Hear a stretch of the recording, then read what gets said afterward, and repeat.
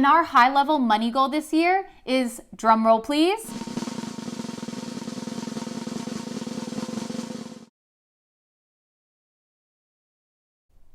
oh.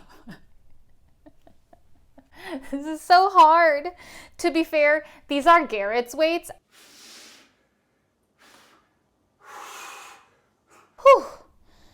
Unlike trying to lift this 30-pound weight, which is just not going to happen with my one hand, the 4 money goals I'm going to share are way easier. These 4 simple and achievable financial goals are going to help you get into financial shape. And to help you reach the money goals that you set, I'm going to share with you tips on how to achieve them.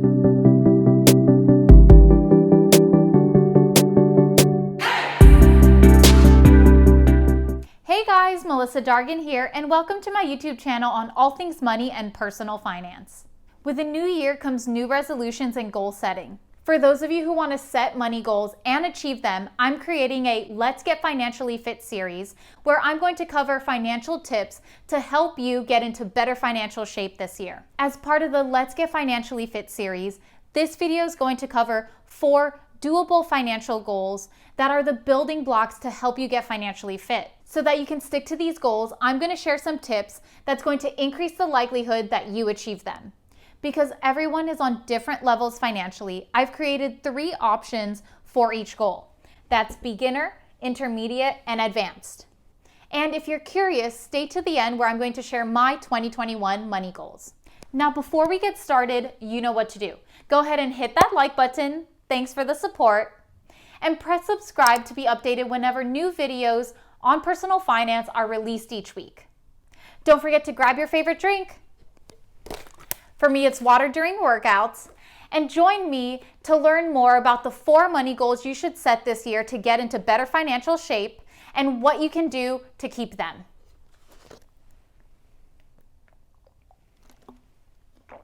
Ready?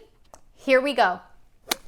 So these 4 financial goals are achievable, and they are the foundations to helping build wealth. The first goal is to create an emergency fund that will cover any unexpected expenses. Did you know that only 39% of Americans can cover a $1,000 emergency expense? And while that may seem a lot, let's flip that.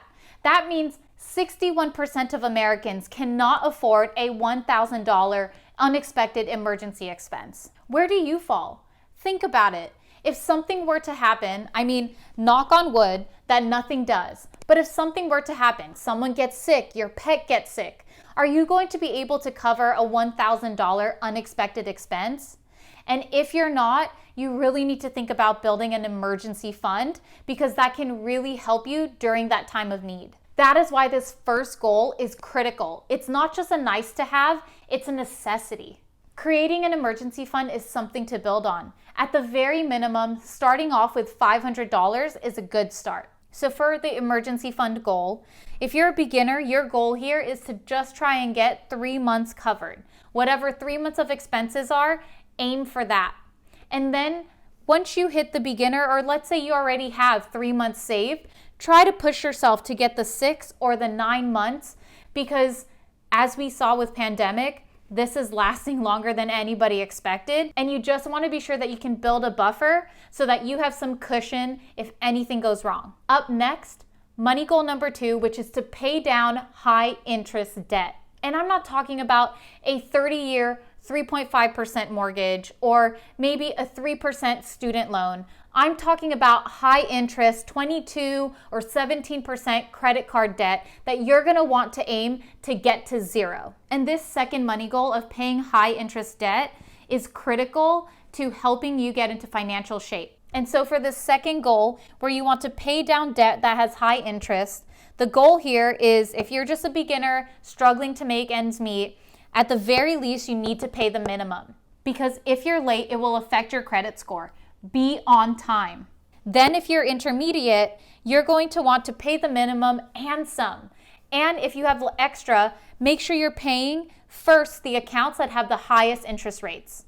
It's important that you try and get these balances of high interest loans down to 0. Once you get to the advanced level and you have no more debt, you want to stay that way. So only spend, if you're using a credit card, what you can pay at the end of the month. Do not carry over a balance because that's when you're going to have to start paying those high interest loans.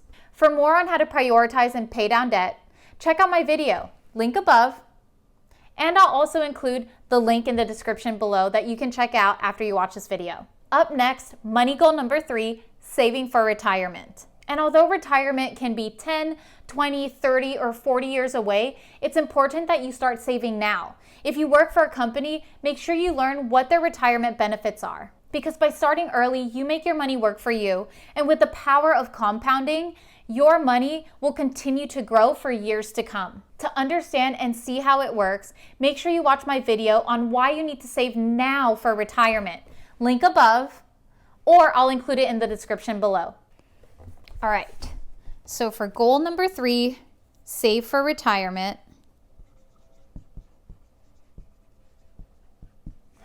For the beginner, it's important at the very least to just start saving any amount. Sometimes it may be hard to justify because you may be living paycheck to paycheck, but for the beginner, the goal is to at least put in something. Many employers tend to offer a matching program where they will put in some money if you do.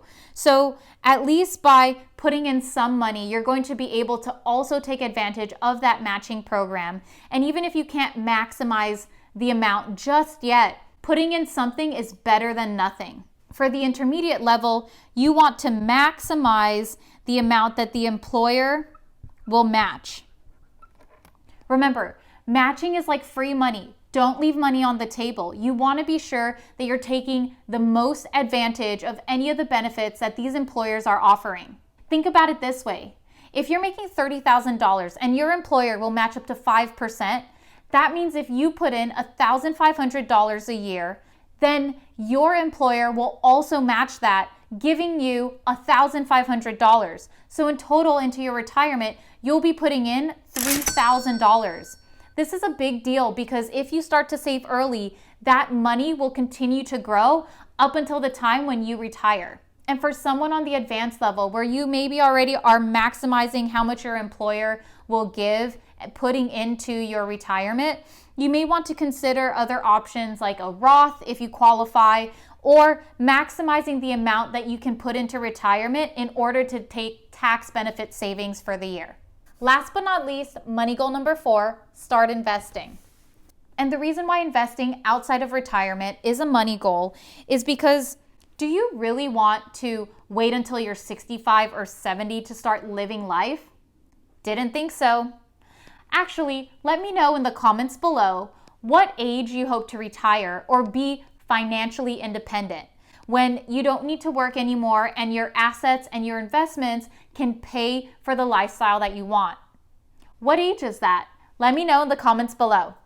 And for this 4th money goal, investing, this is when you're investing in individual stocks, mutual funds, index funds, or ETFs.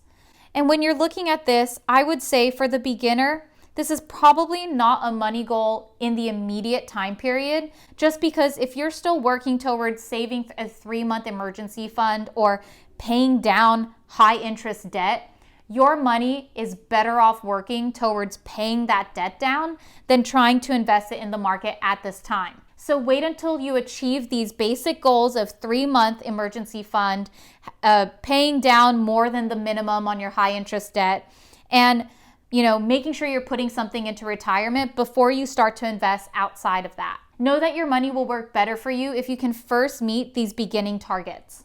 And for the intermediate and advanced individuals, aim to invest. For intermediate, invest, and advanced, invest more. I mean, this is where if you're starting to find yourself with extra money and you're like, what do I do with it? I have an extra $1,000 this month and I'm done paying down my loans. I don't have any credit card debt. What do I do?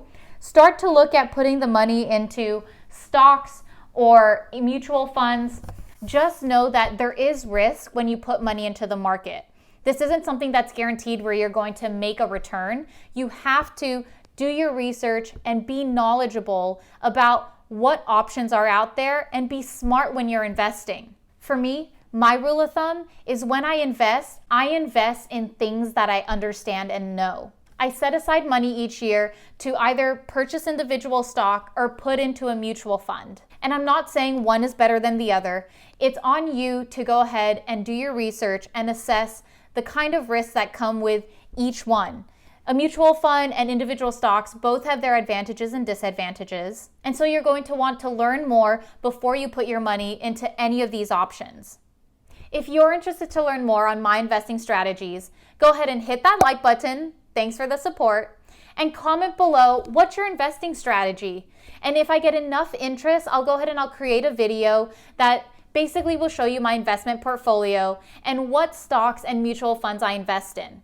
Now that we got goals out of the way, and pretty solid ones, might I say, it's time for the 6 tips that will help ensure that you achieve the goals that you set. So let's put the goals right over here. Tip number 1, set a specific amount.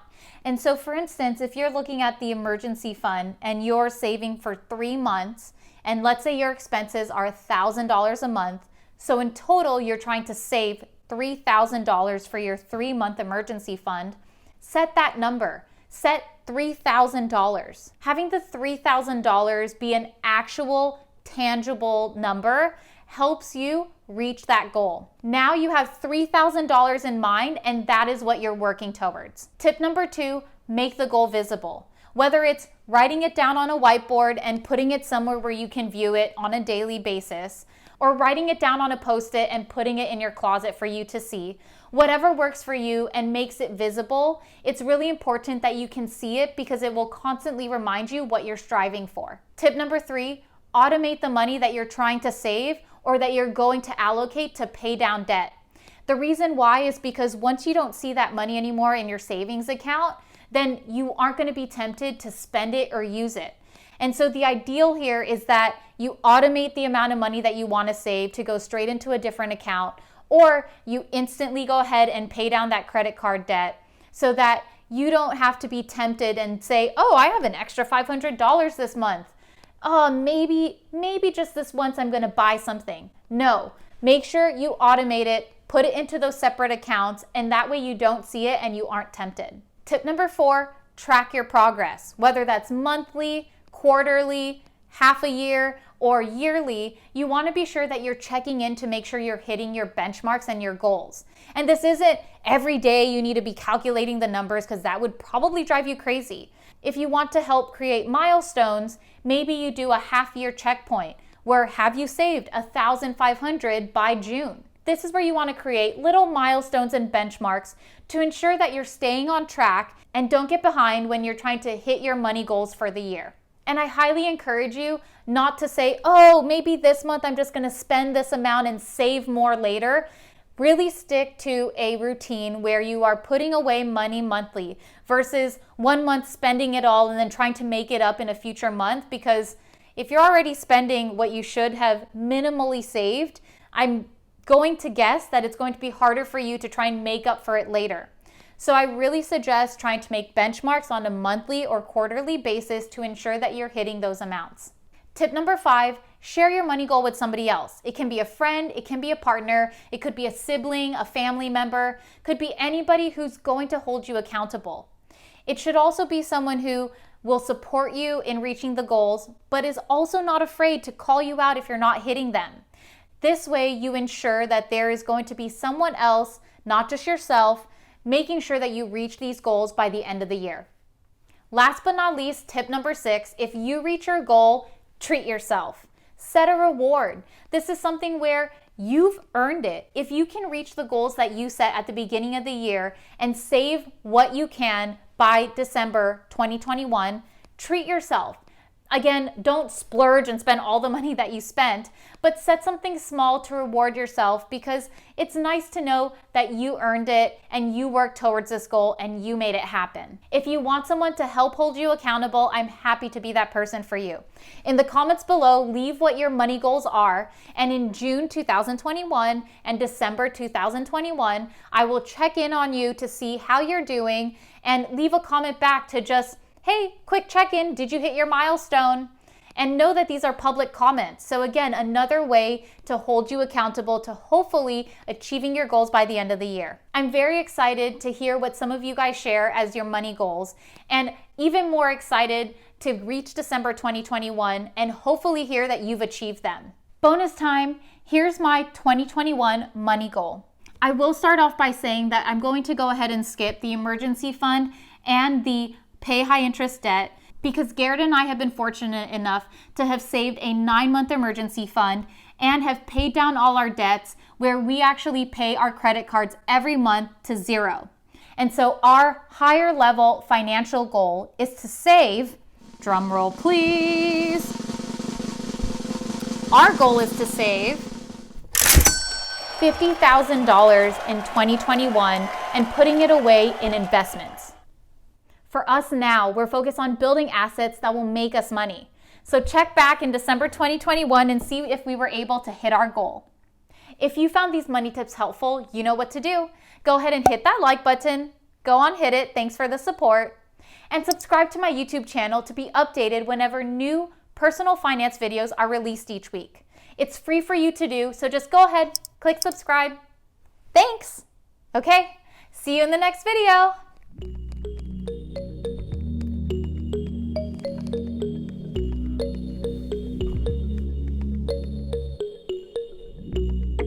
Wait, you're still here?